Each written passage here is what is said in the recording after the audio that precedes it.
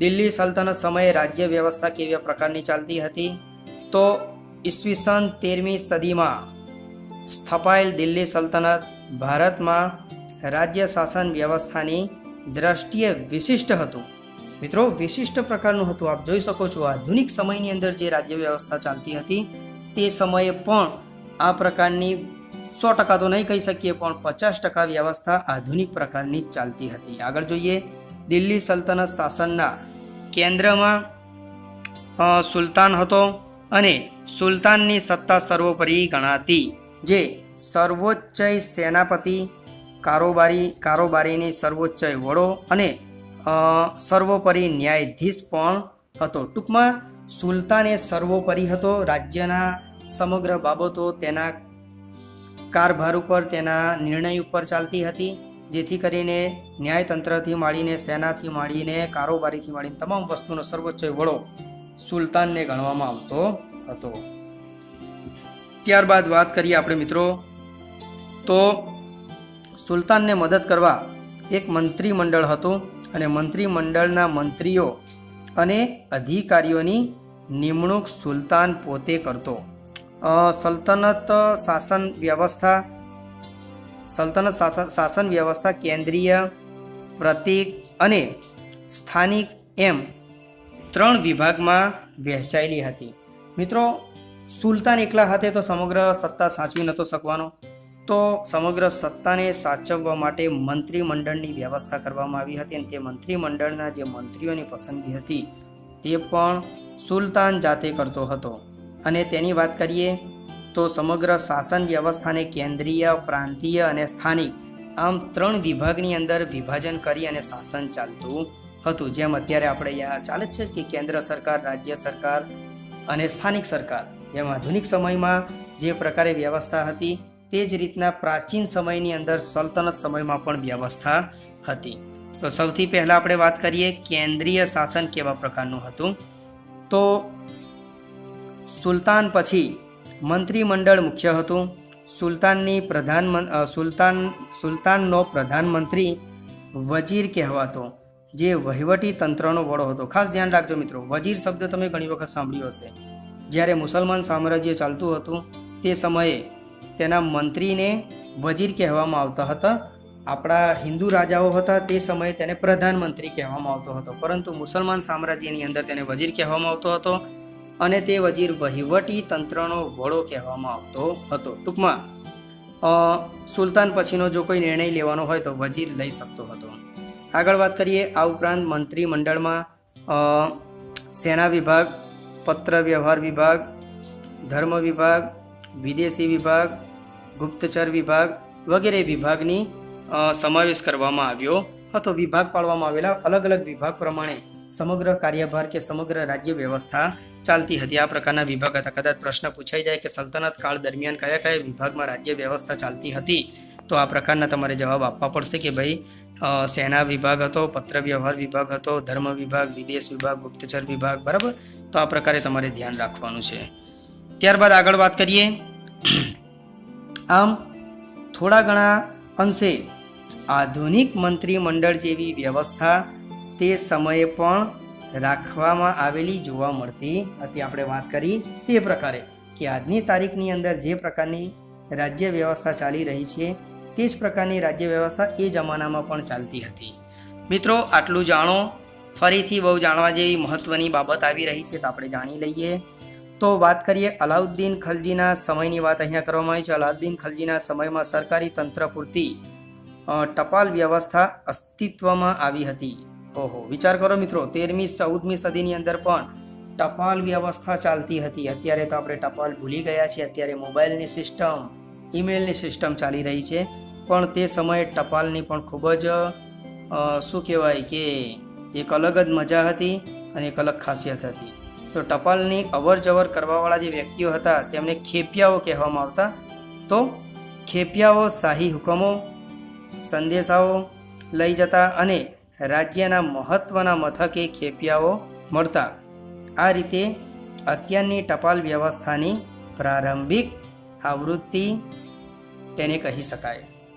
ટપાલ વ્યવસ્થા મિત્રો અત્યારે પણ ચાલી રહી છે. પણ તેનો આપણે ઉપયોગ વ્યવહારમાં ઓછો કરી દીધો છે. પણ તે સમયમાં જો આ પ્રકારની ટપલ વ્યવસ્થા ચાલતી હોય તો તે સમયનું રાજ્ય ખરેખર કંઈક અલગ જ પ્રકારનું હશે, આદર્શ હશે તેવું આપણે જાણી શકીએ છીએ. હવે કેન્દ્રીય શાસન બાદ મિત્રો આવે છે પ્રાંતીય શાસન. તો પ્રાંતીય શાસનની આપણે વાત કરીએ તો સલ્તનત કાળમાં પ્રાંતને જાગીરમાં વહેંચવામાં આવતું, જેને ઇકતા કહેવામાં આવતું. ખાસ ધ્યાન રાખજો મિત્રો, કદાચ પ્રશ્ન પૂછાઈ જાય ઇકતા એટલે શું, તો સલ્તનત કાળ દરમિયાન પ્રાંતને જાગીરમાં વહેંચવામાં આવતું હતું તેને ઇકતા કહેવામાં આવતો હતો. અને આ જે ઇકતાનો જે વડો હતો મિત્રો, પ્રિન્ટિંગ મિસ્ટેક હોય તો જરા જોઈ લેજો. જે ઇકતાનો વડો હતો તેને ઇક્તેદાર કે મુક્તિ કહેવાતો. બરાબર છે, ધ્યાન રાખજો, ઇક્તેદાર કે મુક્તિ કહેવાતો તેના વડાને, જે પ્રાંતનો કારોબારી અને ન્યાયતંત્રનો વડો હતો. ટૂંકમાં જે તે વિસ્તારનો જે વડો હોય, ઇકતાનો જે વડો હોય તેને ઇક્તેદાર કે મુક્તિ કહેવામાં આવતો, અને તે સમગ્ર જે જાગીર હોય તેને સંભાળવાનું કામ કરતા હતા. તો આગળ જોઈએ તેનું કાર્ય શું હતું. તો તેનું કાર્ય જમીન મહેસૂલ એકત્ર કરવાનું અને સુલતાનને જરૂર પડે ત્યારે લશ્કરી મદદ કરવાનું રહેતું. ઠીક છે. જો કે અલાઉદ્દીન ખલજી અને મુહમ્મદ તુગલકના સમયમાં કેન્દ્રીય સેનાને મહત્ત્વ આપી ઇત્તેદારો પર નિયંત્રણ સ્થાપવામાં આવેલ. તો મિત્રો ખાસ કરીને વાત કરીએ આપણે ઇત્તેદારોની વાત કરીએ તો તેઓનું ખાસ કામ હતું કે મહેસૂલ ઉઘરાવવાનું, રાજાને તેની ખંડણી ભરવાની, અને જ્યારે પણ રાજાને સુલતાનને જરૂર પડે ત્યારે સૈન્ય મદદ કરવાની, તે પ્રકારનું હતું. પરંતુ અલાઉદ્દીન ખલજી અને મુહમ્મદ તુગલુકના સમયની અંદર આ લોકોની સત્તા નબળી પડી અને પોતાનું સ્વયં સૈન્ય બળ ઊભું કરવામાં આવ્યું હતું. ત્યારબાદ આગળની વાત કરીએ આપણે તો સ્થાનિક શાસન. સ્થાનિક શાસનની વાત કરીએ તો પ્રાંત પછીના એકમને જિલ્લા અને તાલુકામાં વહેંચવામાં આવતા, જેને અનુક્રમે શીખ અને પરગણા કહેવામાં આવતા. તો અત્યારે આપણે જે તાલુકા અને જિલ્લા કહીએ છીએ તે સમયે શીખ અને પરગણા તરીકે ઓળખવામાં આવતા. સ્થાનિક શાસનની અંદર આ પ્રકારની વ્યવસ્થા હતી. ગામનો વહીવટ મુખી કે મુકદમ કરતો તેને પરવારી અને કારકુન મદદ કરતા. ખાસ ધ્યાન રાખજો, તે સમયના ગ્રામીણ વિસ્તારની વાત કરીએ તો તેનો સંચાલન મુખી કરતો હતો અને તેને મદદ કરવા માટે કારકુન પણ રાખવામાં આવતા હતા. ત્યારબાદ આગળની વાત કરીએ આપણે તો કિલ્લા અને અન્ય બાંધકામો. નવો મુદ્દો છે મિત્રો, કિલ્લા અને અન્ય બાંધકામો. આપણે શાસનની ઘણી બધી વાત કરી લીધી. હવે સલ્તનત કાળ દરમિયાન કયા પ્રકારના બાંધકામ કરવામાં આવેલા છે અને કેવું બાંધકામ થયેલું છે તેની આપણે થોડી ચર્ચા કરી લઈએ. આ બહુ ઇમ્પોર્ટન્ટ મુદ્દો ટોપિક છે. ઘણી વખત આમાંથી 2-5 માર્કના પ્રશ્ન પૂછાઈ જાય છે, એટલે ખાસ ધ્યાન રાખજો. તો દિલ્હી સલ્તનતની સ્થાપનાથી ભારતમાં ભારતીય ઇસ્લામિક શૈલીના સ્થાપત્યોની નિર્માણની શરૂઆત થઈ.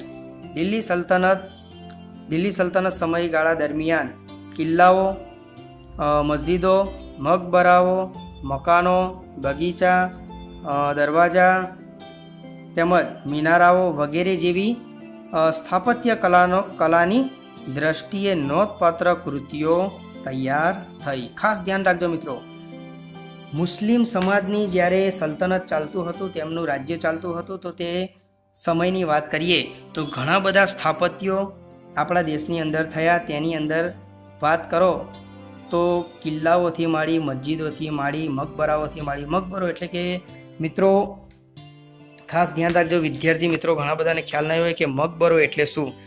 તો જે સમયે મુસલમાન લોકોની મૃત્યુ થઈ જાય ને પછી તેમને દફન વિધિ કરવામાં આવે છે અને તેની ઉપર જે કંઈ બાંધકામ કરવામાં આવે છે તેને મકબરો કહેવામાં આવે છે. તાજમહેલની આપણે વાત કરીએ તો તે પણ એક મકબરો છે. શાહજહાંએ પોતાની પત્ની મુમતાઝના મૃત્યુ બાદ તેની ઉપર જ આ એક મકબરો બંધાવેલો છે, જે છે તાજમહેલ. ઠીક છે. તો આ પ્રકારના ઘણા બધા ઇસ્લામિક શૈલીવાળા સ્થાપત્યો આપણા ભારતની અંદર જોવા મળે છે. તેની અંદર વાત કરીએ તો સૌથી પહેલાં કુતબુદ્દીન ઐબકના સમયની વાત કરીએ તો સમયમાં દિલ્હીમાં કુવત ઉલ ઇસ્લામ કુવત ઉલ ઇસ્લામ નામની મસ્જિદનું નિર્માણ થયું.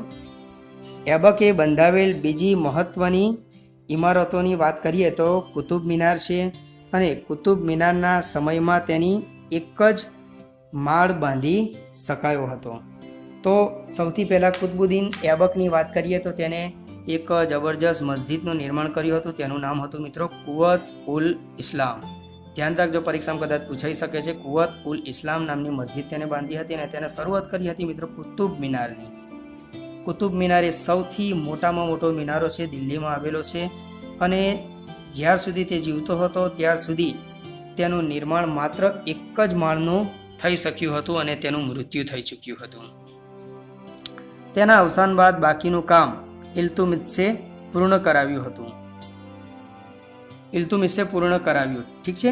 ત્યારબાદ ફિરોઝ શાહ તુગલક અને સિકંદર લોદીએ તેના જીર્ણોદ્ધાર કરાવેલા. તો ખાસ ધ્યાન રાખજો મિત્રો કે કુતુબ મિનારનું બાંધકામની શરૂઆત કરાવેલી કુતુબુદ્દીન એબકે તેને પૂર્ણ કરાવવાનું કામ કર્યું ઇલ્તુમિશે, અને સમય જતાં ફિરોઝ શાહ તુગલક અને સિકંદર લોદીએ તેનું જીર્ણોદ્ધાર કરાવ્યું હતું. ઘણી વખત ઘણા મિત્રોને જીર્ણોદ્ધાર એટલે શું એ ખ્યાલ નહીં હોય, તો મિત્રો તેનું રિપેરિંગ કામ. ઘણી વખત પુરાણી કે જે જૂની વસ્તુ હોય છે તેને થોડું રિપેરિંગ કામની જરૂર પડતી હોય છે. તો તે સમયગાળાની અંદર આ લોકોએ તેનું જીર્ણોદ્ધાર કરાવેલું, રિપેરિંગ કામ કરાવેલું. તો આ પ્રકારે કુતુબ મિનારની હિસ્ટ્રી છે. આગળ જોઈએ આપણે તો કુતુબુદ્દીન એબક નિર્મિત અન્ય એક ઇમારત ઢાઈ દિન કા ઝોપડા નામની મસ્જિદ જે અજમેરમાં આવેલ છે. ખાસ ધ્યાન રાખજો મિત્રો, ચિત્ર પણ આપણી પાઠ્યપુસ્તકમાં આપેલું છે. આપણે ચિત્ર અત્યારે જોઈશું. અમને ઢાઈ દિન કા ઝોપડા એક મસ્જિદ છે મિત્રો, અને ભારતમાં સૌથી પહેલી મસ્જિદનું બાંધકામ જો કોઈએ કરાવ્યું હોય તો તે કુતુબુદ્દીન એબકે, અને તે મસ્જિદનું નામ છે ઢાઈ દિન કા ઝોપડા. ખાસ ઇમ્પોર્ટન્ટ છે, ઘણા બધા મિત્રોને આ વાત ખબર નહીં હોય. ઢાઈ દિન કા ઝોપડા મસ્જિદ એ ભારતમાં સૌથી પહેલી મસ્જિદ બનાવવામાં આવી હતી. ત્યારબાદ વાત કરીએ ઇલ્તુમિશના સમયમાં હોજે સમ્મી, ત્યારબાદ સમ્મી, ઈદગાહ અને જુમ્મા મસ્જિદનો સમાવેશ થાય છે. ઇલ્તુમિશે પણ ઘણા બાંધકામ કર્યા છે. પ્રશ્ન પૂછાય, ધ્યાન રાખજો. હોજે સમ્મી, ઈદગાહ અને જુમ્મા મસ્જિદની તેને સ્થાપના કરી હતી, બંધાવ્યા હતા. ખલજી વંશ દરમિયાન પણ ઘણા બાંધકામ થયેલા. ખલજી વંશ દરમિયાન અલાઉદ્દીન ખલજીએ બંધાવેલ અલાઈ દરવાજા નામનો પ્રવેશ દ્વાર, સિરી નામનો કિલ્લો અને સિરી નામનું નગર તથા હોજે ખાસનો સમાવેશ કરવામાં આવેલો છે. ટૂંકમાં દરેક વંશના સમયગાળાની અંદર કંઈક ને કંઈક બાંધકામ કરવામાં આવેલું છે. આગળ વાત કરીએ આપણે તો તુગલક વંશ દરમિયાન, તુગલક શાસન દરમિયાન તુગલકાબાદ, ફિરોઝાબાદ, હિસ્સાર, જૌનપુર, ફિરોઝપુર, ફતેહાબાદ વગેરે નગરોનો વસાવવામાં આવ્યા હતા. તુગલક સમયની અંદર આ બધા નગરો પણ વસાવવામાં આવ્યા હતા. ત્યારબાદ આગળ વાત કરીએ તો આ સમયગાળા દરમિયાન દિલ્હીમાં અનેક કિલ્લાઓ, મસ્જિદો, તળાવો, મહેલો, સ્નાનાગારો, મકબરાઓ, પુલો, સરાઈઓ, બગીચાઓ વગેરેનું નિર્માણ થયું હતું. ત્યારબાદ આગળ વાત કરીએ મિત્રો તો સૈયદ અને લોદી વંશ દરમિયાન મકબરાઓ અને મસ્જિદોનું નિર્માણ થયું,